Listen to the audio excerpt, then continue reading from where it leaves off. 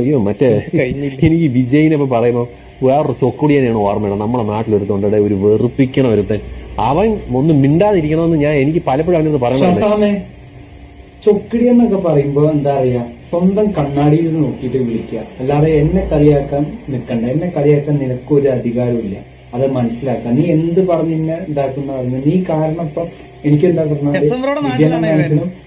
പുറമേക്ക് എനിക്ക് ഇറങ്ങി നടക്കാൻ പറ്റാത്ത ഒരു ഇതാണ് ഈ ചീത്തപ്പേര് മാറുന്നത്. നാട്ടിലാണ് ഇവൻ. അപ്പൊ ചൊക്കടിയാൻ സ്വന്തം കണ്ണാടി നോക്കിയിട്ട് സംസാരിക്കട്ടോ, അല്ല ഇനിയല്ല പറയണ്ടേ. ചൊക്കടിയെ നീ തന്നെയാണ്, മനസ്സിലായി. ഇവിടെ നോക്കിയേ പുറമേക്ക് എനിക്ക് ഇറങ്ങി നടക്കാൻ പറ്റാത്ത ഒരു ഇതാണ് ഈ ചീത്തപ്പേര് മാറുന്നത്. അപ്പൊ ചൊക്കടിയാൻ സ്വന്തം കണ്ണാടി നോക്കിയിട്ട് സംസാരിക്കട്ടോ, അല്ല ഇനിയല്ല പറയണ്ടേ.